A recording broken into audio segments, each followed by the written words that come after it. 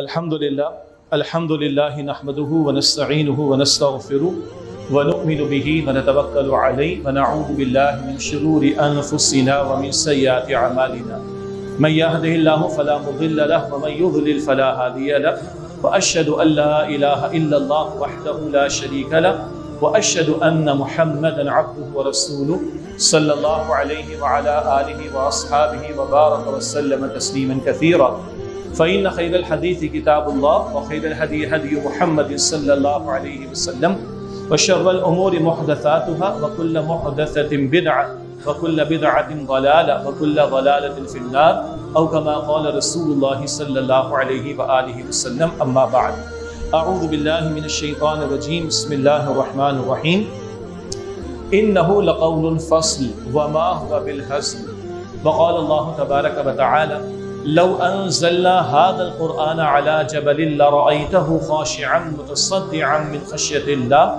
व तिलकल अम्सालु नज़रिबुहा लिन्नासि लअल्लहुम यतफ़क्करून व क़ाल अल्लाहु तबारक व तआला बिस्मिल्लाहिर रहमानिर रहीम अर्रहमानु अल्लमल क़ुरआन ख़लक़ल इंसान अल्लमहुल बयान सदक़ल्लाहुल अज़ीम अल्लाहुम्मा सल्लि अला मुहम्मदिन व अला आलि मुहम्मदिन व बारिक व सल्लिम रब्बि इश्रह ली सदरी व यस्सिर ली अमरी वहलुल उक़दतम मिन लिसानी यफ़क़हू क़ौली वजअल ली वज़ीरम मिन अहली आमीन या रब्बल आलमीन। इंसान की सबसे बड़ी ज़रूरत हिदायत की ज़रूरत है। अल्लाह ताला ने बेशुमार नेमतें अता फरमाई हैं इंसान को, और अल्लाह ताला ख़ुद 31 मरतबा इरशाद फरमाता है कि फ़बिअय्यि आलाइ रब्बिकुमा तुकज़्ज़िबान, बस तुम अपने रब की किन किन नेमतों को झुटलाओ। और 2 मरतबा कुरान हकीम ने फरमाया सूरह इब्राहीम में, सूरतुन नहल में कि व इन तउद्दु निअमतल्लाहि ला तुहसूहा, अगर तुम अल्लाह ताला की नेमतों को शुमार करना चाहोगे तो शुमार नहीं कर सकते। तो नेमतें बेशुमार हैं, लेकिन सबसे बड़ी नेमत हिदायत की नेमत है, और वो नेमत वो है जिसका अल्लाह ताला ने पहले दिन से एहतमाम फरमाया। आदम अलैहिस्सलाम को ज़मीन पर भेजा जा रहा है। सूरतुल बकरा की आयत नंबर 31 में ये भी जिक्र हुआ वअल्लमा आदमल अस्माअ कुल्लहा, अल्लाह ताला ने आदम अलैहिस्सलाम को तमाम चीज़ों के नाम सिखा दिए।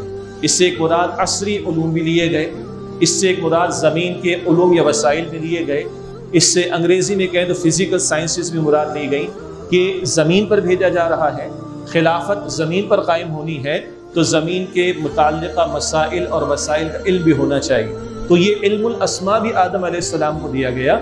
मगर उसी अल-बक़रा में चंद आयात के बाद अल-बक़रा की आयत नंबर 38 में फरमाया फ़इम्मा यअतियन्नकुम मिन्नी हुदन फ़मन तबिअ हुदाया फ़ला ख़ौफ़ुन अलैहिम वला हुम यहज़नून। जब जब तुम लोगों के पास मेरी तरफ से कोई हिदायत पहुँचे तो जो मेरी हिदायत की पैरवी करेंगे ना उन्हें खौफ होगा ना वो गमगीन होंगे। तो इल्मुल अस्मा भी अता हुआ, अशिया का इल्म, चीज़ों का इल्म, और इल्मुल हिदायत भी अता हुआ, वही का इल्म। इंसान पहले ही आदम अलैहिस्सलाम है, जितनी इंसानियत की तारीख़ पुरानी उतनी हिदायत की तारीख़ पुरानी, बल्कि पहले दिन से अल्लाह ने हिदायत का एहतमाम किया। अलबत्ता ये हिदायत अल-हुदा हो गई रसूलुल्लाह अलैहिस्सलाम पर आकर। कुरान करीम में 3 मरतबा है, सूरह तौबा की आयत नंबर 33 में, सूरह फतह की आयत नंबर 28 में, सूरह सफ़ की आयत नंबर 9 में एक ही अल्फाज आए हुवल्लज़ी अरसला रसूलहु बिल-हुदा व दीनिल हक़्क़ि लियुज़हिरहु अलद्दीनि कुल्ली। अल्लाह जिसने अपने रसूल मुक़द्दम सल्लल्लाहु अलैहि वसल्लम को अल-हुदा मुकम्मल हिदायतनामा देकर भेजा, व दीनिल हक़, दीन हक़, दीन इस्लाम देकर भेजा, लियुज़हिरहु अलद्दीनि कुल्लिही, ताकि आप इस दीन हक़, दीन इस्लाम को कुल निज़ाम ज़िंदगी पर गालिब फरमा दें। हिदायत पहले दिन से आई है, मगर वो मुकम्मल करके आता हुई अल-हुदा की सूरत में रसूलुल्लाह अलैहिस्सलाम को। दीन भी पहले दिन से चला आ रहा है। सूरह आल इमरान की आयत नंबर 19 है इन्न दीन इंदल्लाहिल इस्लाम, दीन तो अल्लाह के नज़दीक इस्लाम ही है, मगर दीन मुकम्मल हो रहा है मोहम्मद मुस्तफ़ा सल्लल्लाहु अलैहि वसल्लम पर। सूरतुल माइदा के शुरू में जिक्र हुआ, और हज्जतुल विदा के मौके पर आयत करीमा नाजिल होती है अल यौम अकमलतु लकुम दीनकुम, आज के दिन मैंने तुम्हारे लिए तुम्हारे दीन को मुकम्मल फरमा दिया। पहले दिन से हिदायत चली आई, पहले दिन से दीन चला आया, हिदायत मगर मुकम्मल हुई नबी अलैहिस्सलाम पर, और दीन मुकम्मल हुआ नबी अलैहिस्सलाम पर। अर्ज़ ये कर रहा था, नेमतें बेशुमार हैं, मगर सबसे बड़ी नेमत हिदायत की नेमत है। अगर हिदायत की नेमत ना हो तो इख्तिदार इंसान को फ़िरौन बना देगा, हिदायत की नेमत ना हो तो दौलत का नशा इंसान को कानून बना देगा, हिदायत की नेमत ना हो तो कोई कौम खुदाई का दावा करके अपने पहले तो जुल्म सितम करेगी, फिर तबाह बर्बाद भी होगी। सबसे बड़ी नेमत अल्लाह की नेमत है हिदायत। کوئی تو وجہ ہے کہ ہر نماز کی ہر رکعت میں اہدنا الصراط المستقیم ہم تلاوت کر رہے ہیں، دعا مانگ رہے ہیں۔ کوئی تو وجہ ہے رسالت مآب علیہ السلام کے بارے میں قرآن کریم فرماتا ہے سورہ شورى کے آخر میں وَإِنَّكَ لَتَهْدِي إِلَىٰ صِرَاطٍ مُسْتَقِيمٍ، اے نبی آپ علیہ السلام جو سیدھے راستے کی طرف رہنمائی فرمانے والے، مگر جن کے ذریعے قرآن کریم ملا صلی اللہ علیہ وسلم، جن کے ذریعے دین کامل ملا صلی اللہ علیہ وسلم، وہ بھی دنیا سے جب تشریف لے گئے تو اپنی حیات طیبہ کی آخری نماز کی آخری رکعت میں انہوں نے بھی اہدنا الصراط المستقیم ہی تلاوت کیا ہوگا۔ اس سے معلوم ہوا ہدایت کس قدر بڑی ضرورت ہے کہ ہر نماز کی ہر رکعت میں وہ مانگنا سکھایا جا رہا ہے۔ اور ہدایت اگر ہے تو دولت بھی نعمت ہے، صحت بھی نعمت ہے، اولاد بھی نعمت ہے، سب کچھ نعمت ہے، اور اگر ہدایت نہ ہو تو وہ وبال جان ہو جائے گی۔ اللہ تعالیٰ یعنی ساری چیزیں قیامت کے روز وبال جان ہو جائیں گی، جواب دہی کرنا مشکل ہو جائے گی۔ پہلا نقطہ، میری آپ کی سب سے بڑی ضرورت وہ ہدایت کی ضرورت ہے، جو اب قرآن حکیم کی شکل میں رسالت مآب صلی اللہ علیہ وسلم کی اسوہ کی روشنی میں اور دین کامل کی روشنی میں میرے اور آپ کے پاس موجود ہے۔ اللہ تعالیٰ مجھے آپ کو ہمیں اس کی قدر کرنے کی توفیق عطا فرمائے۔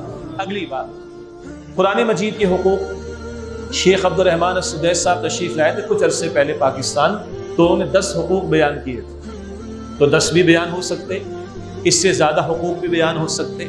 ہمارے استاد ڈاکٹر اسرار صاحب رحمۃ اللہ علیہ نے 5 حقوق اس کے بیان فرمائے، جن میں 10 باتیں ہو سکتی ہیں ویسے، اور وہ کتابچہ ان کا ہے 1967 کا، جو حالت اعتکاف میں انہوں نے مسجد نبوی صلی اللہ علیہ وسلم میں مکمل فرمایا تھا، اور اس کی تحسین اور تائید فرمائی تھی مولانا یوسف بنوری رحمۃ اللہ علیہ نے، اللہ ان کے درجات بلند فرمائے۔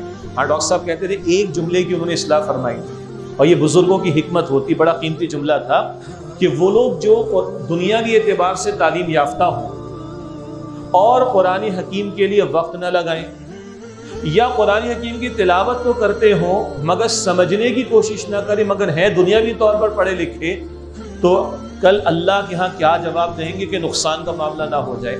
تو مولانا یوسف بنوری رحمۃ اللہ علیہ نے اس جملے میں یوں بھی اصلاح فرمائی کہ ڈرنا چاہیے کہ محض صرف تلاوت کا ثواب تو مل جائے گا، لیکن نہ سمجھنے کا گناہ اگر بڑھ گیا تو کل اللہ تعالیٰ کے ہاں جواب دہی مشکل ہو جائے گی۔ تو یہ بڑا پیارا جملہ انہوں نے تصریح فرمائی۔ تو انہوں نے ڈاکٹر اسرار صاحب رحمۃ اللہ علیہ نے 5 حقوق اس کے بیان فرمائے، اور میں اس کی تھوڑی سی وضاحت آپ کے سامنے رکھنا چاہوں گا انشاءاللہ تعالی۔ نمبر 1، اس قرآن حکیم پر ایمان، اس کا حق ہے۔ نمبر 2، اس قرآن حکیم کی باقاعدہ تلاوت۔ نمبر 3، اس قرآن حکیم کو سمجھنے کی کوشش۔ نمبر 4، اس قرآن حکیم کے احکامات پر عمل کرنا۔ اور نمبر 5، اس قرآن حکیم کے پیغام کو دوسروں تک پہنچانے کی کوشش کرنا۔ ایمان، تلاوت، فہم، عمل اور تبلیغ ہر مسلمان پر اس کی استعداد کے مطابق اور دائرہ کار کے اعتبار سے 5 حقوق قرآن مجید کے عائد ہوتے ہیں: ایمان، تلاوت، فہم، عمل اور اس کی تبلیغ۔ اللہ مجھے اور آپ کو ادا کرنے کی توفیق عطا فرمائے۔ اس سے پہلے کہ حقوق کی وضاحت کی طرف آئیں، اس موضوع کی اہمیت کو بھی تھوڑا سمجھ لیتے ہیں یاد دہانی کے طور پر۔ سورہ طارق کے آخری پارے میں اور اس کی آیت نمبر 13 اور 14 اللہ تعالیٰ نے ارشاد فرمایا اِنَّهُ لَقَوْلٌ فَصْلٌ وَمَا هُوَ بِالْهَزْلِ، بنا شبہ یہ قرآن فصل ہے، فیصلہ کن کلام ہے۔ انگریزی میں کہتے ہیں ڈیسائسو ورڈ ہے، ہمارے محاورے میں کہیں گے زندگی موت کا مسئلہ ہے۔ اِنَّهُ لَقَوْلٌ فَصْلٌ، بنا شبہ یہ قرآن ایک فیصلہ کن کلام ہے۔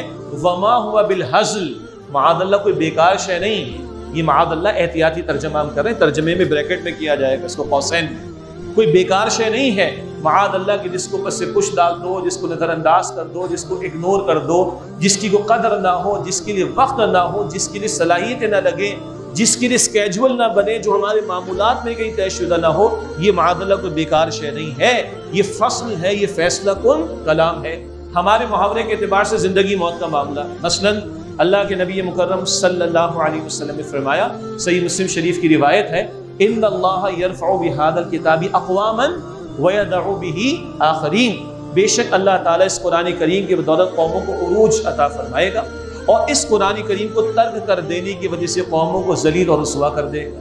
علامہ اقبال مرحوم نے کہا نا، وہ زمانے میں معزز سے مسلمان ہو کر اور تم خوار ہوئے تاریک قرآن ہو، انہیں اللہ نے عزت دی، وہ واقعتاً اسلام پر عمل پیرا تھے، اور آج ہماری ذلت کی وجہ کیا ہے؟ ہم نے قرآن حکیم کو فراموش کر دیا۔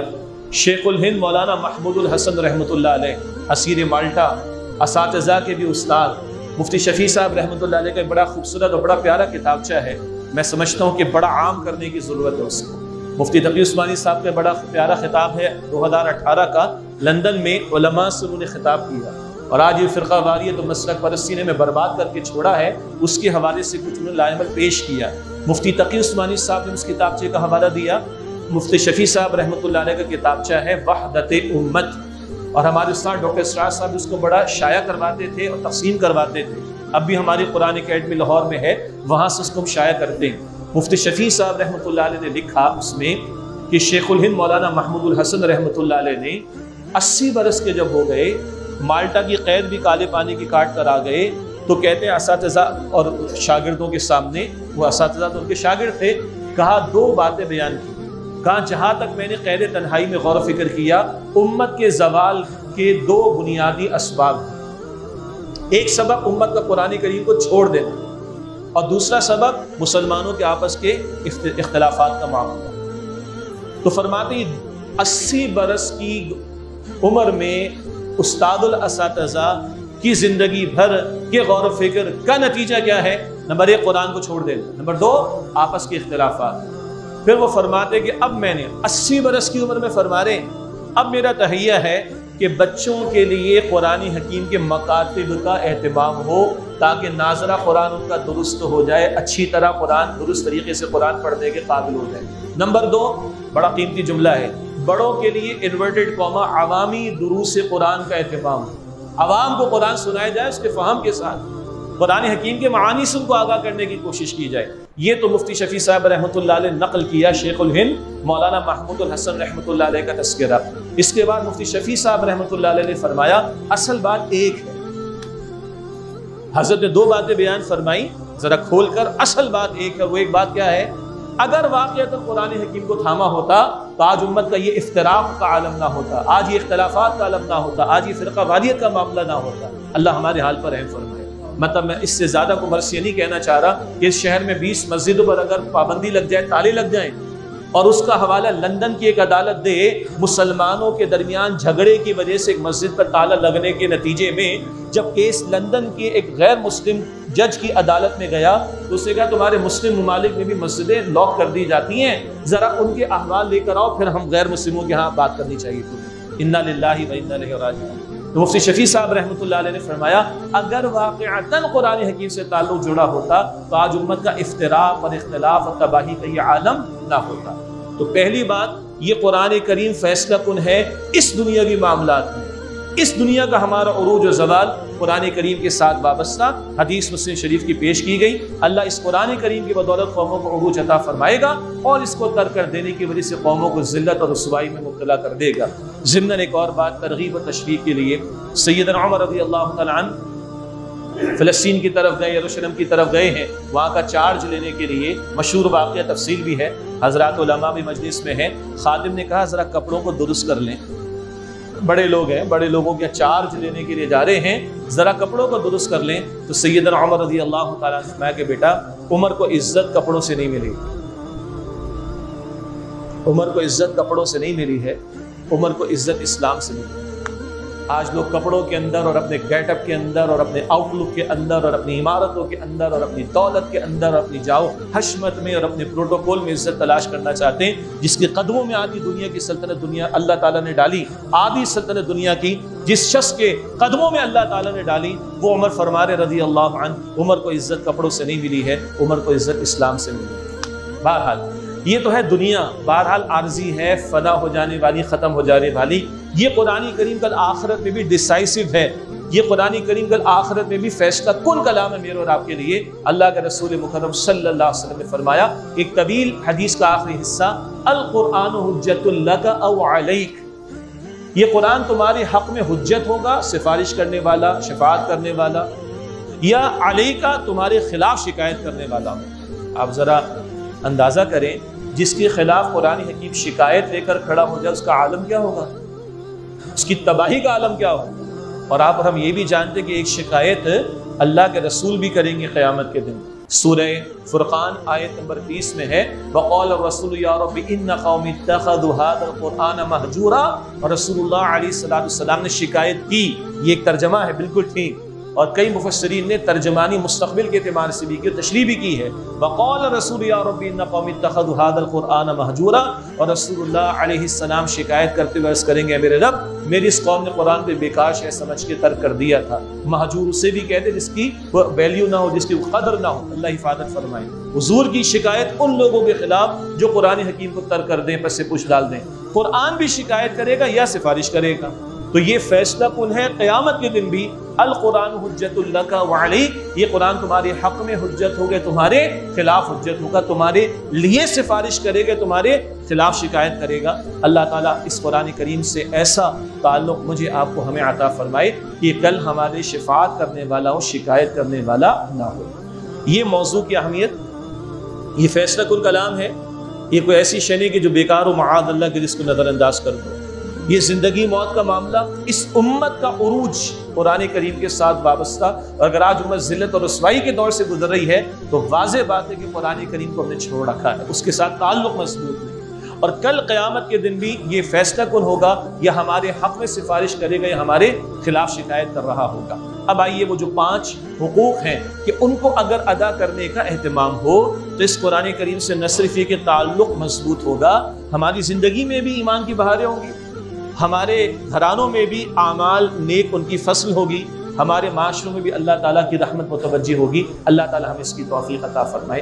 اب آئیے ایک ایک کر کے ان 5 حقوق پر بیان کر لیں، کلام کر لیں کہ جو ہر مسلمان پر اس کی استعداد اور دائرہ کار کے اعتبار سے، دائرہ کار کا لفظ اس لیے استعمال کر رہا ہوں کہ اللہ کے دین نے مردوں کے لیے بھی رہنمائی دی اور عورتوں کے لیے بھی رہنمائی دی. مردوں کے سے بھی دین کے تقاضے ہیں، عورتوں سے بھی دین کے تقاضے، مگر اس میں فرق کیا گیا. اسی طرح بعض احکامات ایسے ہیں جو صاحب ثروت لوگوں سے متعلق ہوں گے، صاحب استطاعت لوگوں سے متعلق ہوں گے، جو مالی وسعت نہیں رکھتے ان سے متعلق نہیں ہوں گے. اسی طرح بعض کا علم زیادہ ہوگا تو ذمہ داری بھی زیادہ ہوگی، گو کہ اجر بھی زیادہ ہوگا. بعض کا علم کم ہوگا تو نسبتاً ذمہ داری بھی کم ہوگی، دوسرے کے مقابلے میں شاید اجر کم ہو جائے گا. اس لیے میں نے عرض کرنا چاہا کہ ہماری استعداد، ہمارے علم اور ہمارے دائرہ کار کے اعتبار سے ہر مسلمان پر ذمہ داری ہے ان حقوق کو ادا کرنے کی. نمبر 1 ایمان، نمبر 2 اس کی باقاعدہ تلاوت، نمبر 3 اس کا فہم، نمبر 4 اس پر عمل، اور نمبر 5 اس کے پیغام کو دوسروں تک پہنچانا. پہلا قرآن حکیم کا کہ اس پر ایمان لایا جائے. الحمدللہ ہم سب مسلمان ہیں، اور کسی کو سمجھانا بھی اور کہیں کہ بھی قرآن پر ایمان لاؤ تو کہے گا کیا میں مسلمان نہیں ہوں؟ کیا میں قرآن کو نہیں مانتا؟ تمہیں کوئی شک ہے اس بارے میں؟ تو آگے سمجھایا جائے گا بھائی ایک ماننا ہے زبان کا اور ایک ماننا ہے دل کا. بچپن سے پڑھتے آئے ایمان مجمل، ایک ہے اقرار باللسان، ایک ہے تصدیق بالقلب، دونوں ضروری ہیں. اور دلچسپ بات ہے، اور پہلی مرتبہ جو بھائی ترجمہ سنتا ہے، جو ساتھی ترجمہ سنتا ہے پریشان بھی ہوتا ہے، سورہ نساء آیت نمبر 136 کے ابتدائی الفاظ کا ترجمہ، یا ایھا الذین آمنوا آمنوا باللہ ورسولہ. سورہ نساء آیت نمبر 136، اے ایمان والو ایمان لاؤ اللہ پر اور اس کے رسول علیہ السلام پر، والکتاب الذی نزل علی رسولہ، اور اس کتاب پر جو اللہ نے اپنے رسول مکرم صلی اللہ علیہ وآلہ وسلم پر نازل فرمائی. ہے نا جی مقام؟ اے ایمان والو اللہ پر ایمان لاؤ، اے ایمان والو رسول اللہ علیہ السلام پر ایمان لاؤ، اے ایمان والو اللہ کی کتاب پر ایمان لاؤ. کیا مطلب؟ محض زبان کا اقرار نہیں، دل کی تصدیق بھی ضروری ہے. اور سچی بات ہے جس شے کی قدر دل میں ہوتی ہے عمل اس کا ثبوت پیش کرتا ہے. ذرا رات کے وقت برابر میں رکھا ہوا اسمارٹ فون تکیے کے غلاف میں چلا جائے یا بستر کے نیچے چلا جائے اور آدمی کی آنکھ کھل جائے اور تلاش کرے تو کس قدر پریشان ہوتا ہے. بعض لوگوں نے اس کیفیت کی بھی ایک چھوٹی چھوٹی کلپ بنا کر سمجھانے کی کوشش کی ہے. کتنا آدمی پریشان ہوتا ہے اگر اسمارٹ فون گم جائے نا، تکیے کے غلاف میں چلا گیا، آدھے گھنٹے کے بعد ملا، بستر کے اندر چادر کے اندر کہیں چلا گیا، 15 منٹ کے بعد ملا، بڑا پریشان ہوتا ہے. تو ایمان اگر جا رہا ہے ہاتھ سے تو پریشانی ہوتی ہے لوگوں کو، کوئی پریشانی. کلمہ کفر بھی زبانوں پر آ جاتا ہے، اللہ معاف کرے، اللہ کی شریعت کے احکامات کا مذاق بھی لوگ اڑا دیتے ہیں، نبی علیہ السلام کی سنتوں کو بھی مذاق اڑا دیتے ہیں، ان کو کوئی تکلیف پریشانی. وہ بھائی ایمان چلا جاتا ہے، وہ مفتی صاحب بتائیں گے کہ مفتی صاحب یہ جملہ کوئی کہہ دے، یہ کلمہ کوئی زبان سے نکال دے تو اس کا کیا انجام ہوگا، تو بتائیں گے بھائی تجدید ایمان کرے. تو فکر احساس ہوگا نا کہ کچھ چلا گیا تو آدمی آگے سے سوال کرے گا نا. تو بات یہ ہے کہ کیا واقعتاً اس قرآن حکیم پر دلوں میں ایمان ہے؟ ایک وقت تھا ہمارے بڑے سناتے تھے کہ صبح ناشتہ نہیں ملتا تھا جب تک کہ ہر گھر میں قرآن پاک کی تلاوت نہیں ہو جاتی تھی. مرد مسجد کی طرف جاتے تھے، جب واپس سارے ہوتے تھے تو گھروں سے تلاوت کی آواز آ رہی ہوتی تھی. بچے کارٹون دیکھ کر دن کا آغاز نہیں کرتے تھے، بچے قرآن کریم کی تلاوت کر کے دن کا آغاز کرتے تھے. آج تم ترستے ہیں نا ان مناظر کو، آیا نا ترستے ہیں. ذرا انگریزی کمزور ہو جائے تو کس قدر ماں باپ پریشان ہیں، مگر اللہ کے کلام کی تلاوت کرنی ہی نہ آتی تو کس قدر پریشانی ہے. انگریزی نہیں سیکھے تو بالکل ہی ماٹھا ہے، بالکل ہی پاگل ہے، بالکل ہی بیکار ہے، بالکل ہی ناکام ہے. سبحان اللہ. اور قرآن نہ سیکھا ہو تو ایڈی ہوم میں گیا، بچوں کے پاس کبھی کبھی جانا ہوتا ہے، جانا بھی چاہیے، ہم تو کوئی پروگرامز وغیرہ کے لیے جاتے، لیکن ویسے بھی حضور نے فرمایا اپنے سے نیچے والوں کو دیکھو تو اللہ کی نعمتوں کی قدر ہوگی صلی اللہ علیہ وسلم. ایڈی ہوم کے بچوں نے مجھے کہا انکل وہ ان نام کسی کا نہیں لوں گا، ان کو ہمارے پاس بھیج دیں، سورہ اخلاص کیا ہم پورا اما پارا پڑھا دیں گے. یہ ان کون ہے آپ بھی جانتے، میں بھی جانتا ہوں. یہ آج ہمارا قومی سطح کا سانحہ ہے. بہرحال پہلا تقاضا قرآن کریم کا اس پر دل سے ایمان، اور اللہ کی قسم اس سارے حقوق کی ادائیگی بعد میں ہے جب تک کہ ایمان دل کے اندر نہ ہو. اور ایک بڑی عجیب بات قرآن پاک بتاتا ہے، قرآن کریم پر ایمان خود قرآن کریم کے ذریعے بڑھتا ہے. اللہ اکبر. قرآن کریم پر ایمان خود آیات قرآن کے ذریعے سے بڑھتا ہے. سورہ انفال کی دوسری آیت ہے اذا تلیت علیہم آیاتہ زادتہم ایمانا. جب جب ان کے سامنے قرآن پاک کی تلاوت کی جاتی ہے ان کے ایمان میں اضافہ ہو جاتا ہے. ایسے حضرات کہ جو پہلے غیر مسلم تھے اور مسلمان ہوئے، ان کے واقعات خدا کی قسم پڑھنے سے تعلق رکھتے ہیں. بعض ایسے بھی ہیں کہ جو صرف قاری عبد الباسط عبد الصمد مرحوم کی تلاوت سن کر، اور بعض بڑے قراء کی تلاوت سن کر ایمان لائے. بعض ایسے تھے جو گٹار بجاتے تھے، میوزیشنز تھے. خیر قرآن تو وہ ہے جس کے لیے لفظ عربی میں حدیث میں غنا کا آیا، مگر اس کا ترجمہ گانا نہیں کریں گے معاذ اللہ، لیکن اللہ کے کلام کا اپنا حسن ہے. تو بعض وہ لوگ جو موسیقی جاننے والے تھے غیر مسلم، جب قرآن سنا تو موسیقی بھی چھوٹی اور ایمان بھی لے کر آ گئے. اللہ اکبر کبیرہ. تو اذا تلیت علیہم آیاتہ زادتہم ایمانا، جب جب ان کے سامنے قرآن کریم کی آیات کی تلاوت کی جاتی ان کے ایمان میں اضافہ ہوتا ہے. گو کہ تلاوت کا کچھ اور مفہوم بھی ہے، وہ بعد میں ابھی ہم سمجھیں گے انشاءاللہ تعالی. تو پہلا قرآن حکیم کا جس میں دو باتیں آ گئیں، زبان کا اقرار بھی ضروری اور دل کی تصدیق بھی ضروری، اور بندہ تسلیم کرے کہ اس پوری کائنات میں یہ اللہ تعالیٰ کی سب سے بڑی نعمت ہے جو صاحب قرآن صلی اللہ علیہ وآلہ وسلم کے ذریعے عطا ہوئی. اور ساری نعمتیں تب نعمتیں جب نعمت ہدایت ہمارے پاس موجود ہو. یہ کلام پہلے ہو چکا، اور اس قرآن پاک پر ایمان میں اضافہ خود اس کی آیات کی تلاوت کے سننے کرنے سے بھی ہوا کرتا ہے. اللہ مجھے آپ کو اس کی توفیق عطا فرمائے. قرآن کریم کا دوسرا حق اس کی باقاعدہ تلاوت کرنا، اور یہ حق ہے قرآن حکیم کا. ایک ہمارا جسم ہم جانتے ہیں، ایک ہماری روح ہے. زیادہ اہم کیا ہے بھائی؟ کوئی کہہ سکتا ہے مسلمان کے جسم زیادہ اہم ہے؟ نہیں، روح زیادہ اہم ہے. فلاں صاحب آ گئے جی، فلاں صاحب پہنچ گئے، فلاں صاحب ملتان سے آ گئے، لاہور سے آ گئے، مگر ان فلاں کا انتقال ہو جائے اور ان کی میت اگر لاہور سے آئے اور ان کی میت اگر ملتان سے آئے تو ہم کیا کہتے ہیں؟ فلاں صاحب آ گئے. اب ہم کیا کہتے ہیں؟ فلاں کی میت آ گئی. وہ بھائی اس کے ہاتھ بھی ہیں، پیر بھی ہیں، فلاں کہاں گیا؟ آپ کا میرا ایمان اور عقیدہ بتاتا ہے روح نکال لی گئی. تو اصل کیا ہے؟ روح ہے. اصل کیا ہے؟ روح ہے. جسم کو کراچی والے کتنی مرتبہ کھلاتے پلاتے ہیں؟ خیر ابھی تو ماشاءاللہ ساتھی اور شہروں سے بھی آئے ہوئے ہیں. ہم سب ہی کوئی اگر کہ 3 مرتبہ تو مجھے اس سے اتفاق نہیں ہے. ہم سب کو پتہ ہے کہ کھانے پینے جو معروف ناشتے دوپہر رات کے کھانے، ان کے علاوہ بھی کیا کچھ ہم کر رہے ہوتے ہیں. ہر کچھ منٹس کے بعد، گھنٹوں کے بعد ہم کچھ نہ کچھ اپنے جسم کو دے رہے ہوتے ہیں. جبکہ ہم مانتے ہیں کہ جسم اہم ہے مگر روح اہم ترین ہے. تو جسم کو 3 4 5 6 7 8 مرتبہ غذا دے رہے ہیں تو روح کو تو اس سے زیادہ دینے کی ضرورت ہے. بھونڈا جملہ ہے جس پر بحث ہو سکتی ہے، کرنے کی ضرورت نہیں. بھونڈا جملہ ہے کہ موسیقی روح کی غذا ہے. وہ روح کی غذا نہیں ہے، وہ روح کی سزا ہے. وہ نفس کی غذا ہو سکتی ہے جو امارۃ بالسوء بنتا ہے. سورہ یوسف کی آیت نمبر 53 کے مطابق برائی کی پھر وہ دعوتیں دیتا ہے. روح بڑی پاکیزہ شے ہے. من امر ربی کہاں سے آئی؟ رب کی طرف سے آئی. اس روح کی غذا بھی رب نے ایک روح کے ذریعے کی ہے. سبحان اللہ. اس روح کی غذا کا اہتمام بھی اللہ نے ایک روح کے ذریعے کیا.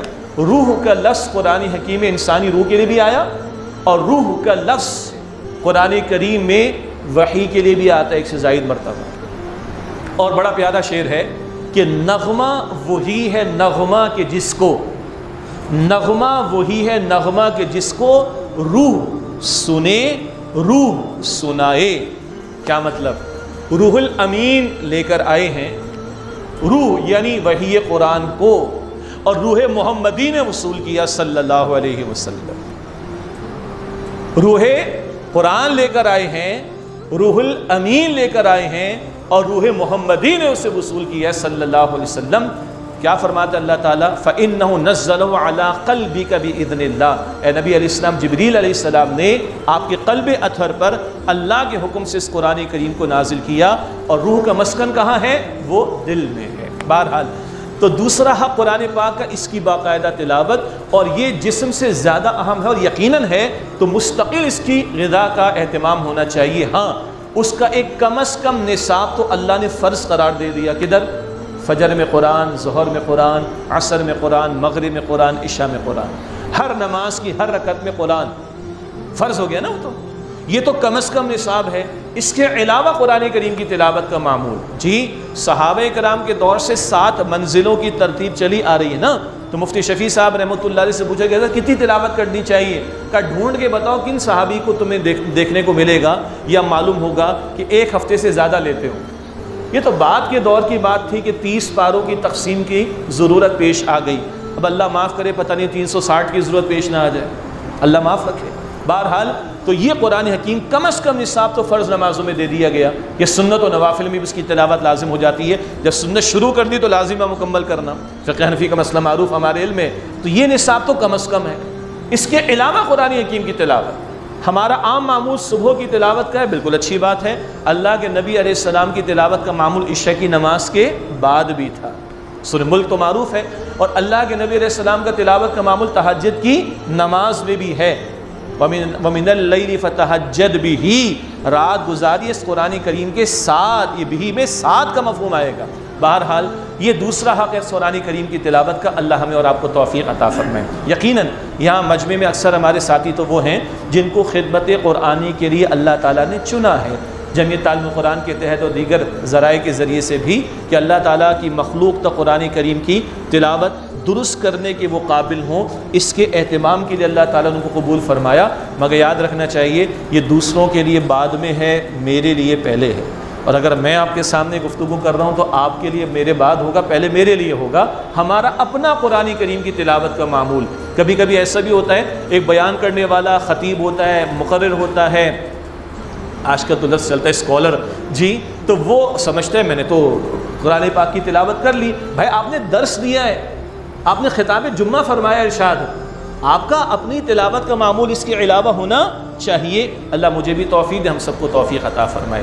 ایک بات جو طلبہ کو سمجھانے کے لیے، گھر والوں کو سمجھانے کے لیے، عوام الناس کو سمجھانے کے لیے، اچھے قراء کی تلاوت سن کر بھی تلاوت کا شوق پیدا ہوتا ہے.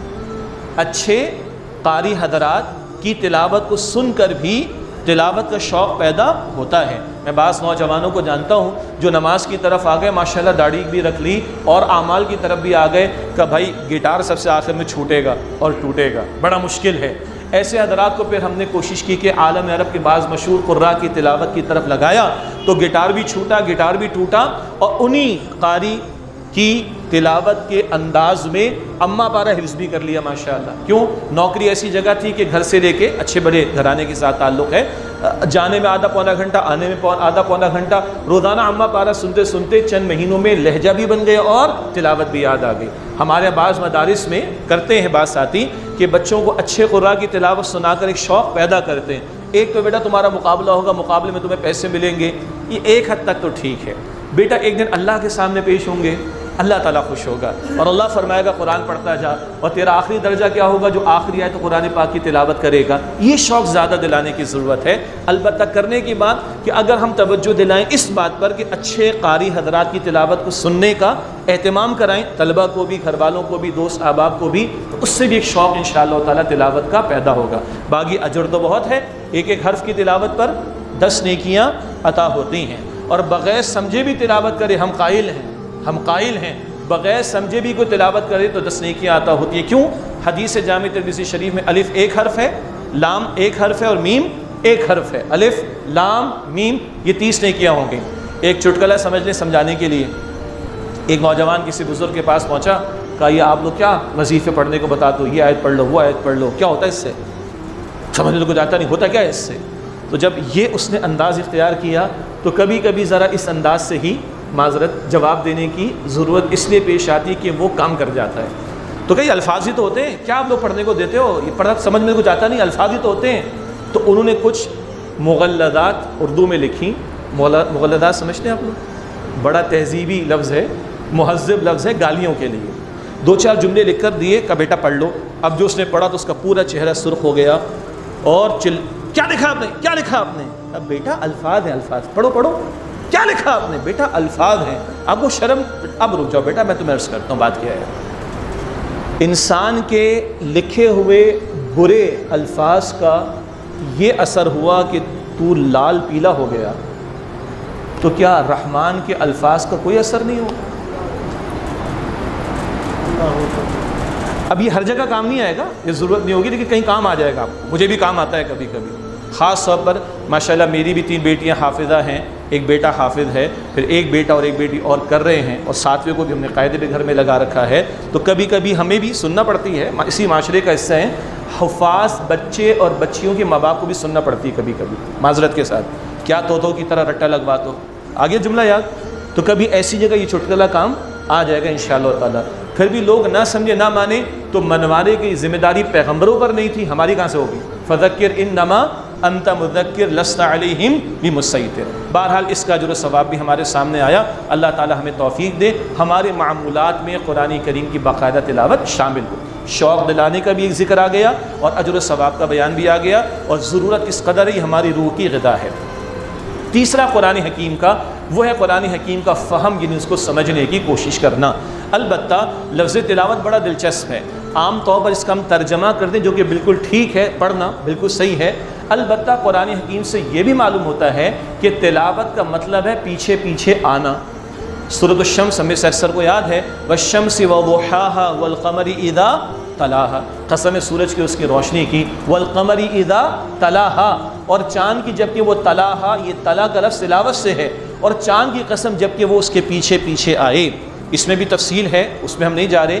تو قرآن پاک میں تلاوت کا لفظ پیچھے پیچھے آنے کے مفہوم میں بھی استعمال ہوا۔ حاصل کلام تلاوت وہ مطلوب ہے جو سمجھ کر بھی ہو، فہم کے ساتھ ہو، تدبر کے ساتھ ہو، غور و فکر کے ساتھ ہو، طلب اور تڑپ کے ساتھ ہو، اور اس ارادے کے ساتھ کہ اب ہم قرآن کے پیچھے پیچھے چلیں گے۔ تکمیل قرآن کریم کے موقع پر دعائیں مانگتے ہیں نا، وَجْعَلْهُ لَنَا إِمَامًا وَنُورًا وَهُدًى وَرَحْمَةً، اللہ اس قرآن کریم کو ہمارا کیا بنا دے؟ امام اور نور، ہدایت اور رحمت۔ امام آگے ہم پیچھے نا، امام کہتے اللہ اکبر ہم رکوع میں چلے گئے، امام کہتے سمیع اللہ لمن حمیدہ ہم رکوع سے کھڑے ہو گئے، امام کہتے اللہ اکبر ہم سجدے میں چلے گئے، امام جو کہتے وہی کرتے ہیں نا۔ تو قرآن کریم کا تیسرا حق ہے بھائی قرآن جو کہے وہ کرو۔ تو یہ کروں گا تب جب پتہ ہوگا کہ قرآن کریم میں کیا کہا جا رہا ہے۔ اس حوالے سے ایک تو احتیاطی پہلو ہے جو ہمارے علماء بیان فرماتے جو بالکل ٹھیک ہے۔ ہر غیرہ اپنے آپ کو سمجھے کہ جناب میں قرآن کا ترجمہ بھی کر لوں، تشریح بھی کر لوں، تفسیر بھی کر لوں، اس میں سے علم و حکمت کے موتی بھی نکال لوں، جو چاہوں رائے قائم کر لوں، اس راستے سے تو ہم اتفاق قطعاً نہیں۔ البتہ ایک اگر فرق کر لیں تو بہت سے سوالات کا جواب آسانی سے مل جاتا ہے۔ قرآن حکیم کے فہم کے بھی 2 پہلو ہیں، ویسے تو بہت سارے اور بھی ہو سکتے ہیں، بنیادی طور پر 2 پہلو ہیں، ایک ہے تذکر کا معاملہ، ایک ہے تدبر کا معاملہ۔ دونوں باتوں کو ایک آیت کریمہ میں جمع کیا گیا۔ سورہ صاد کی آیت نمبر 29 ہے، کتاب انزلناہ الیک مبارک لیدبروا آیاتہ ولیتذکر اولو الالباب، اے نبی صلی اللہ علیہ وآلہ وسلم، ہم نے آپ کی طرف ایک برکت والی کتاب نازل کی ہے تاکہ لوگ اس کی آیات میں غور و فکر کریں، تدبر کریں، ولیتذکر اولو الالباب، اور عقل مند لوگ اس سے نصیحت حاصل کریں۔ تذکر کیا ہے؟ قرآن پاک پر سرسری سے غور و فکر۔ اس کا آغاز کس بات سے ہو سکتا ہے؟ قرآن کریم کے محافل میں بندہ بیٹھے، مستند اہل علم کے ترجمے اور تشریح سے استفادہ کرے۔ بھائی سچی بات بتائیے، اہل علم نے، ہمارے علماء نے قرآن کریم کا اردو میں ترجمہ کس کے لیے کیا؟ علماء کے لیے تو نہیں کیا۔ وہ تو صرف پڑھ رہے ہیں، نحو پڑھ رہے ہیں، عربی زبان سیکھ رہے ہیں، وہ تو تفسیر کبیر بھی پڑھیں گے اور تفسیر بیضاوی بھی پڑھیں گے اور تفسیر ابن عباس کا بھی مطالعہ کریں گے، وہ تو عربی میں پڑھ رہے ہیں۔ عوام مجھ جیسے عام لوگوں کے لیے کیا نا، تو ترجمہ اس لیے کیا گیا، تشریح اس لیے کی گئی کہ عام آدمی کو بنیادی فہم قرآن کریم کا مل جائے۔ جہاں فقہی مسائل ہیں وہ علماء سے رجوع کرے، جہاں کوئی بات سمجھ میں نہ آئے وہ علماء کی طرف رجوع کرے۔ یہ ہے عام آدمی کے لیے میدان۔ قرآن کریم کہتا ہے کل نفس ذائقۃ الموت، ہر نفس کو موت کا مزہ چکھنا ہے۔ مشکل بات ہے؟ قرآن کریم کہتا ہے 5 مرتبہ وبالوالدین احسانا، ماں باپ کے ساتھ اس سے سلوک کرو۔ قرآن کریم کہتا ہے کہ یوم یفر المرء من اخیہ و امہ و ابی و صاحبتی و بنی لکل امرئ منہم یومئذ شأن یغنی، قیامت کے دنوں کو انسان دور بھاگے گا اپنے بھائی سے، اپنی ماں اور اپنے باپ سے اور اپنی بیوی اور اپنی اولاد سے، ہر ایک کو ایک فکر لاحق ہو جائے گی جو باقی ساری فکروں سے اس کو آزاد کر دے گی۔ یہ قرآن کریم کی سادہ مضامین۔ کتنے ہی غیر مسلم ہیں جو قرآن کریم کا ترجمہ پڑھ کر اسلام قبول کر رہے ہیں، ان کا اسلام مانا جاتا ہے کہ نہیں مانا جاتا؟ یا رد کر دیتے ہم؟ سوال ہی پیدا نہیں ہوتا۔ تو ایک قرآن پاک کا سادہ مفہوم ہے، وہ مجالس قرآن کے ذریعے، اہل علم کے بیانات کے ذریعے، ترجمہ و تشریح کے ذریعے جو اہل علم علماء کے لیے مرتب کی، وہاں سے بندہ شروع کرے۔ اللہ ہمت دے، توفیق دے، قرآن پاک کی اس زبان کو بھی سیکھنے کی کوشش کرے اور آگے بڑھنے کی کوشش کرے۔ ایک ہے تدبر کا پہلو۔ وہ تدبر کیا ہے؟ قرآن کریم کے اندر گہرا غور و فکر کرنا، گہرائی میں اترنے کی کوشش کرنا۔ تو حدیث مبارک ہے لا تنقضی عجائبہ، اس قرآن کریم کے عجائبات، علم و حکمت کے پہلو کبھی بھی قیامت تک ختم نہیں ہوں گے۔ کوئی کہہ نہیں سکتا کہ میں نے فلاں صورت کو سمجھنے کا حق ادا کر دیا، اس کی علم و حکمت کے موتی قیامت تک سامنے آتے رہیں گے۔ پھر فقہی مسائل ہیں، شرعی مسائل ہیں، ان کا استنباط کرنا یہ علماء کا کام ہے، وہ زندگیاں لگاتے ہیں اس کام کے اوپر، انہی کا حق ہے۔ نئے مسائل پیش آئیں گے، قیامت تک یہ دین چلے گا، تو نئے مسائل کے لیے اجتہادی بصیرت کی ضرورت ہے۔ اجتہادی بصیرت رکھنے والے قرآن حکیم پر غور و فکر کر کے سنت رسول علیہ السلام کی رہنمائی کے نتیجے میں مسئلہ بتا دیں گے۔ یہ خاص اہل علم کا کام ہے۔ اگر ان دونوں باتوں کو الگ الگ رکھیں، نہ عام آدمی اپنے آپ کو 2 ترجمے پڑھ کر عالم دین سمجھنا شروع کر دے، مفسر قرآن اور نہ جانے کیا کچھ، نہ یہ کہ بالکل دروازہ بند کر دیں، ورنہ سوال پیدا ہوگا کہ ہمارے اہل علم نے ترجمہ کس کے لیے کیا ہے، تشریح بنیادی طور پر کس کے لیے رکھی ہے؟ وہ عوام کے استفادے کے لیے۔ اور وہ کام جو فقہی مسائل والا ہے، فتوے والا ہے، اجتہادی معاملات والا ہے، نئے مسائل پر امت کی رہنمائی کرنے والا ہے، وہ علماء کے کرنے کا کام ہے۔ اگر یہ فرق رکھیں تو انشاءاللہ بڑا سہولت کا معاملہ رہے گا۔ البتہ کیا واقعی ہم قرآن پاک کو کتاب ہدایت کے طور پر لیتے؟ سیدنا علی فرماتے رضی اللہ عنہ، جب میں اللہ سے کلام کرنا چاہتا ہوں میں نماز میں کھڑا ہو جاتا ہوں، میں جب چاہتا ہوں کہ اللہ مجھ سے کلام فرمائے تو میں قرآن پاک کو کھولتا ہوں، میرا اللہ مجھ سے کیا چاہتا ہے، کس بات کا حکم دیتا ہے۔ قرآن پاک کہتا ہے سورہ انبیاء کی آیت نمبر 10 میں لَقَدْ أَنزَلْنَا إِلَيْكُمْ كِتَابًا فِيهِ ذِكْرُكُمْ أَفَلَا تَعْقِلُونَ، ہم نے تمہاری طرف ایک کتاب نازل کی، تمہارا ذکر اس میں ہے۔ ایک اعلیٰ ترجمہ شرف کا بھی ہے، وہ علمی بحث ہے، لیکن ذکر ہے تمہارا اس میں، تمہارے لیے تذکرہ ہے اس کے اندر، تمہارے لیے رہنمائی ہے۔ افلا تعقلون، کیا تم عقل سے کام نہیں لیتے؟ اگر مجھے سمجھ آتی ہے وَقَضَىٰ رَبُّكَ أَلَّا تَعْبُدُوا إِلَّا إِيَّاهُ وَبِالْوَالِدَيْنِ إِحْسَانًا إِمَّا يَبْلُغَنَّ عِندَكَ الْكِبَرَ أَحَدُهُمَا أَوْ كِلَاهُمَا فَلَا تَقُل لَّهُمَا أُفٍّ وَلَا تَنْهَرْهُمَا وَقُل لَّهُمَا قَوْلًا كَرِيمًا وَاخْفِضْ لَهُمَا جَنَاحَ الذُّلِّ مِنَ الرَّحْمَةِ۔ آگے کیا ہے جی؟ آگے سب کو یاد ہے وَقُلْ رَبِّ ارْحَمْهُمَا كَمَا رَبَّيَانِي صَغِيرًا، یہ دعا تو سب کو یاد ہے نا۔ اس سے پہلے کیا ہے؟ ماشاءاللہ بہت سے کو مفہوم سمجھ آ رہا ہے، میں عام بات کر رہا ہوں۔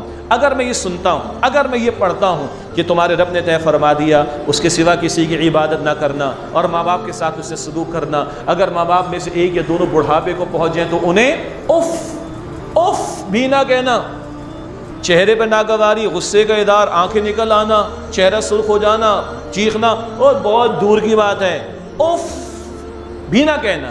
اور یہ اف عربی کا ہے، ہلکی سی ناگواری کا تأثر بھی چہرے پر نہ آئے، ورنہ اردو کا اف تو نکلتا ہے جب یہ گھٹنا ہمارا لگتا ہے کسی ٹیبل کے کارنر پر، تب اردو کا اف نکلتا ہے۔ بہرحال اف بھی نہ کہنا اور نہ ان کو جھڑکنا اور ان سے نرمی سے بات کرنا، اور اپنے کاندھوں کو عاجزی شفقت کا اظہار کرتے ہوئے ان کے سامنے جھکا کر رکھنا اور دعا کرنا کہ اے میرے رب میرے دونوں ماں باپ پر رحم فرما، اس طرح کہ جب میں چھوٹا تھا تو شفقت کے ساتھ انہوں نے میری پرورش کا معاملہ کیا تھا۔ اب دل پر ہاتھ رکھ کر سوچیں، اگر مجھے سمجھ آتی، کبھی امام صاحب نے تلاوت کیا، کبھی میں نے خود تلاوت کیا، تو کہیں نہ کہیں تو مجھے یہاں پہ کچھ ہوگا کہ 6 دن پہلے ماں کے ساتھ بدتمیزی کی تھی نا، 2 دن پہلے باپ کے سامنے چلا کر بات کی تھی نا، یا اگر ماں باپ چلے گئے تو یاد آئے گا اچھا وہ چلے تو گئے تو کیا ان کا حق ختم ہو گیا؟ کیا یہ رب ارحمہما کما ربیانی صغیرہ والی دعا زندہ ماں باپ کے لیے؟ نہ، زندہ ہو تب بھی اللہ کی رحمت کے محتاج، انتقال کر جائیں تب بھی اللہ کی رحمت کے محتاج ہیں۔ بھائی یہ آج پوری قوم ہم سب مس کر رہے ہیں۔ چنانچہ اس طرف بھی توجہ، جو شیخ الہند نے بھی فرمایا رحمۃ اللہ علیہ، عوامی دروس قرآن، عام مسلمان کو قرآن پاک سے جوڑنے کی کوشش کرنا۔ اللہ کے نبی علیہ السلام کا جمعے کا خطبہ کیا تھا؟ کان یقرأ القرآن ویذکر الناس، سنن نبی داؤد شریف کی روایت، قرآن کریم پڑھتے، قرآن کریم کے ذریعے تذکیر فرماتے۔ حضور کا جمعے کا خطاب قرآن کی بنیاد پر ہوا کرتا تھا صلی اللہ علیہ وسلم۔ اللہ ہمیں توفیق عطا فرمائے۔ یہ تیسرا قرآن حکیم کا، اس کو سمجھنے کی کوشش کرنا۔ آج جتنے بھی مدارس ہیں وہ اسی کی کوشش کر رہے ہیں نا، ایسے علماء تیار کیے جائیں یا دینی جماعتیں ہیں ان کا اپنا نظم ہے، وہ یہ کوشش کر رہے ہیں، اور پھر عوام کو قرآن پاک سے جوڑنے کی کوشش کرنا۔ درد دل سے رکھوں ایک بات آپ کے سامنے، 99% ہماری آبادی ہے جس نے آج تک زندگی میں ایک مرتبہ بھی قرآن کریم کا مکمل ترجمہ نہیں پڑھا ہے، اور یہ کئی اہل علم سے بات بھی سننے کا بات صحیح ہے۔ پورا قرآن ایک مرتبہ زندگی میں 99% لوگ ہمارے ہیں ترجمے کے ساتھ نہیں پڑھا، تو کہاں سے اللہ کی رحمتیں آنی؟ کہاں ہمارا قرآن کے ساتھ تعلق قائم ہوا؟ حضور کہہ رہے ہیں اللہ اس قرآن کی بدولت عروج دے گا، ترک کر دینے کی وجہ سے ذلیل اور رسوا کر دے گا۔ اللہ حفاظت فرمائے۔ اور اگر یہ کام ہوتا رہے تو پھر اللہ کے رسول کی حدیث فہم کے حوالے سے بھی آپ نے فرمایا صلی اللہ علیہ وسلم، ابن ماجہ شریف کی روایت، قرآن کریم کی ایک آیت کو سمجھنا 100 رکعت مراد نفل سے افضل ہے۔ ایک حرف پر 10 نیکیاں تلاوت پر، ایک آیت کا سمجھنا 100 رکعت سے نفل سے زیادہ افضل ہے۔ اللہ تعالی ہمیں توفیق عطا فرمائے۔ چوتھا قرآن حکیم کا اس پر عمل کرنا۔ یہ سیکھنا سکھانا کس لیے؟ یہ سمجھنا سمجھانا کس لیے؟ تاکہ معلوم تو ہو کہ اللہ مجھ سے کیا چاہتا ہے، اللہ ہم سے کیا چاہتا ہے۔ اب اس فہم کا عمل میں ڈھلنا یہ قرآن پاک کا چوتھا حق ہے۔ اس کے بھی 2 حصے، کچھ احکام فوراً ہم سے متعلق ہیں، نماز ادا کرو تو نماز اللہ کا حکم ہے، جو ضائع کر رہا ہے اس کا اپنا قصور ہے، امریکہ کا قصور نہیں ہے، یہ یہودیوں کی سازش نہیں ہے، یہ حکمرانوں کا مسئلہ نہیں ہے۔ ناپ تول میں کمی نہ کرو، جو کر رہا ہے وہ خود ڈنڈی مار رہا ہے، نہ امریکہ نے کہا نہ کسی اور نے کہا، نہ یہودیوں کی سازش ہے۔ جھوٹ مت بولو، سچ بولو، وعدہ خلافی نہ کرو، خیانت نہ کرو، غیبت نہ کرو، وراثت کے حصے شریعت کے حکم کے مطابق تقسیم کرو۔ کتنی گڑبڑ ہے ہمارے یہاں، کتنی گڑبڑ ہے، اللہ کا حکم ہے بھائی۔ یہ وہ چند احکامات، یہ کئی احکامات جو ہم سے فوری متعلق ہیں، ان پر فوراً عمل کرنا ہے۔ لیکن اللہ کی شریعت کے بہت سارے احکامات ہیں جو اجتماعی زندگی سے متعلق ہیں، اور ہم کراچی والوں کی اکثریت تو وہ ہے جن کے باپ دادا چھوڑ کر آئے تھے ہندوستان، اللہ خطہ دے دے جہاں تیری کتاب و تیرے دین کا نفاذ ہوگا صلی اللہ علیہ وسلم، اور اس لیے اللہ کے رسول کو بھیجا گیا صلی اللہ علیہ وسلم۔ شروع میں آیت کریمہ پر تلاوت کی تھی نا، سنائی تھی نا، لِيُظْهِرَهُ عَلَى الدِّينِ كُلِّهِ، کیوں قرآن دیا نبی علیہ السلام کو، کیوں دین حق دیا نبی علیہ السلام کو؟ تاکہ کل نظام زندگی پر آپ صلی اللہ علیہ وآلہ وسلم اس کو غالب فرما دیں۔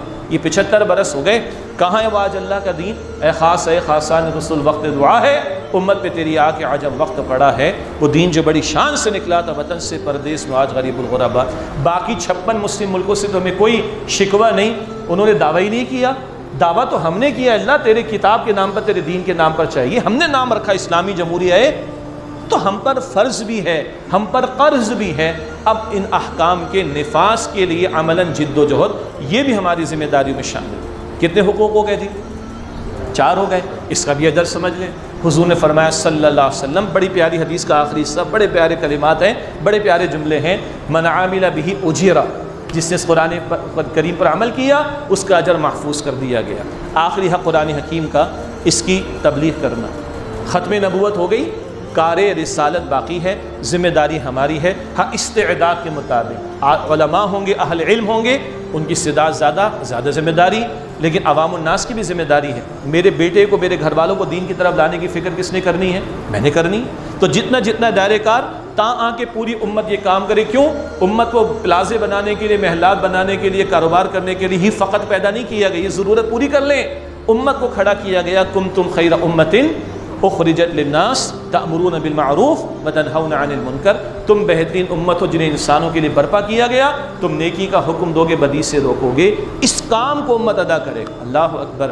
حضور نے فرمایا نا علیہ السلام، ترمذی شریف کی روایت، اور سیدنا حسین رضی اللہ تعالی عنہ نے کربلا کے واقعے سے پہلے خطبات میں اس حدیث کا حوالہ بھی دیا. تم لازم، حضور نے فرمایا علیہ السلام، تم لازماً نیکی کا حکم دو گے، لازماً بدی سے روکو گے. اگر تم نے کام نہ کیا تو اندیشہ ہے کہ تم پر اللہ کا عذاب آئے گا. پھر تم دعائیں کرو گے، اللہ جھنجھوڑتا ہے ہمیں، زلزلے، طوفان، شدید بارشیں، معاشی غلامی، سیاسی جبر، نہ جانے کیا کچھ. تم دعائیں کرو گے، تمہاری دعائیں قبول نہیں ہوں گی. امت نے کام چھوڑا ہوا ہے. بہرحال یہ 5واں حق ہے ختم نبوت کے بعد. ختم نبوت کے 2 پہلو، ایک عقیدے کا معاملہ، حضور اللہ کے آخر رسول علیہ السلام، ایک عمل کا معاملہ. اب انبیاء نہیں آئیں گے، اس امت نے حضور کے بحاف پر، حضور کی جانب سے اس ذمہ داری کو ادا کرنا ہے. یہ 5واں حق ہوا. اللہ تعالیٰ سے دعا ہے، پہلا حق ایمان، دوسرا باقاعدہ تلاوت، تیسرا اس کا فہم، اس کا سمجھنا، چوتھا اس کے احکام پر عمل اور اجتماعی سطح پر نافذ کرنے کی جد و جہد کرنا، اور 5واں اس کے پیغام کو دوسروں تک پہنچانے کی کوشش کرنا. اللہ تعالیٰ مسجد کی انتظامیہ کو جزائے خیر عطا فرمائے، ہمارے جمیعت علماء قرآن کے ساتھیوں کو جزائے خیر عطا فرمائے. محفل انہوں نے سجائی ہے، اور ہمارے بہت سارے ساتھی کراچی شہر سے باہر سے تشریف لائے ہوئے. اللہ تعالیٰ ان کو بھی جزائے خیر دے، اور آپ نے بڑے تحمل سے ان باتوں کو سنا. دعا ہے کہ اللہ تعالیٰ مجھے بھی اور آپ کو بھی اخلاص کے ساتھ ان حقوق اور ذمہ داریوں کو ادا کرنے کی توفیق عطا فرمائے. وآخر دعوانا ان الحمد للہ رب العالمین. بسم اللہ الرحمن الرحیم. اللہم صلی علی محمد وعلی آل محمد وبارک وسلم. ربنا تقبل منا انک انت السمیع العلیم وتب علینا انک انت التواب الرحیم. ربنا لا تزغ قلوبنا بعد اذ هديتنا وهب لنا من لدنك رحمة انك انت الوهاب. یا اللہ اپنے فضل و کرم سے ہم سب کی، ہمارے والدین کی، ہمارے گھر والوں کی اور تمام مسلمانوں کی مغفرت فرما. اے اللہ قرآن کریم کے تعلق سے جو محنت اور خدمتیں ہیں، اے اللہ انہیں اپنی بارگاہ میں قبول فرما، ہماری کوتاہیوں کو معاف فرما، اور اے اللہ ان امور میں، ان خدمات میں اپنی مزید نصرت و تائید عطا فرما. اے اللہ ہم سب کو اسلام پر زندہ رکھ، ہمیں ایمان پر خاتمہ عطا فرما. یا اللہ ہمیں جہنم سے آزاد فرما دے، ہمیں جنت الفردوس عطا فرما. اے اللہ روز قیامت نبی مکرم علیہ السلام کی شفاعت نصیب فرما. اے اللہ اس دن کی رسوائی سے محفوظ فرما دے، ہمیں جنت الفردوس میں جمع فرما دے. اے اللہ ہم سب سے راضی ہو جا، اے اللہ ہم سب سے راضی ہو جا، اے اللہ ہم سب سے راضی ہو جا. صلی اللہ علی النبی الکریم وعلی آلہ واصحابہ اجمعین برحمتک یا ارحم الراحمین. جزاکم اللہ خیرا. السلام علیکم ورحمۃ اللہ وبرکاتہ.